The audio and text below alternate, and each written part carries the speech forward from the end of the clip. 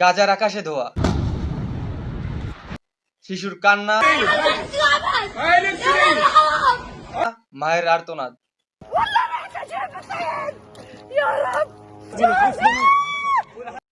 যখন অনেক শক্তিশালী দেশ নীরব বিশ্ব রাজনীতি হিসাব করছে, তখন এই কণ্ঠ সুস্পষ্ট ভাবে বলেছিল, আমরা ফিলিস্তিনের পাশে আছি। জি বলছি আয়াতুল্লাহ আলী খামেনির কথা। مزرعه او رو ویران کرده، زندگی او رو تباه کرده، بیسته. یک حرکت درست منطقی قانونی بین المللی بود، به حق با فلسطینی ها بود. তিনি আমেরিকার নীতির সমালোচনা করেছেন, ইসরায়েলের নির্মম কর্মকাণ্ডের বিরুদ্ধে কথা বলেছেন। তিনি বলেছেন অপরাধের সামনে মাথা নত করাটাও অপরাধ। আয়াতুল্লাহ খামেনি শুধু মুখেই জবাব দেননি, একের পর এক করেছেন মিসাইল হামলাও।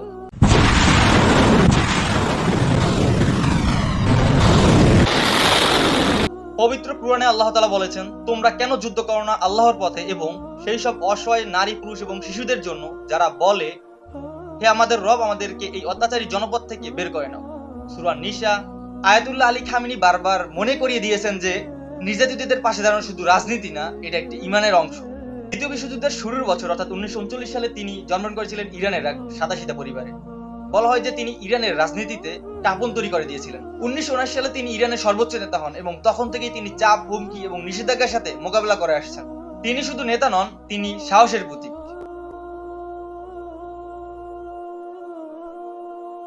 গাজার মুসলিম যখন ইহুদিদের নির্মম অত্যাচারের শিকার, তখন পৃথিবীতে 57টি মুসলিম দেশ থাকা সত্ত্বেও শুধুমাত্র একটি দেশ তার প্রতিবাদ জানিয়েছিল, তা হচ্ছে ইরান। আয়াতুল্লাহ আলী খামেনি বারবার বলেছেন যে আমরা ফিলিস্তিনের পাশে আছি। ফিলিস্তিনের উপর নির্যাতন সহ্য না করার কারণে, মুসলমানদের উপর নির্যাতন সহ্য না করার কারণে আজ ইরানের উপর একাধিক নিষেধাজ্ঞা এবং শিকার হচ্ছেন একের পর এক হামলার। রিসেন্ট যে হামলায় ইরানের সর্বোচ্চ নেতা আয়াতুল্লাহ আলী খামেনি শাহাদাত বরণ করেন।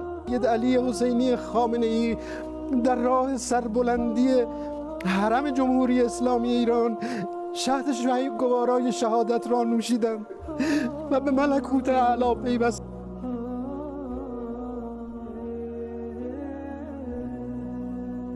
আমেরিকা হামলার কারণ হিসেবে দেখিয়েছে যে ইরান পারমাণবিক শক্তিধর দেশ হতে চায়, কিন্তু আমেরিকা কখনোই চায় না যে আর কোনো দেশ পারমাণবিক শক্তিশীল দেশ হোক।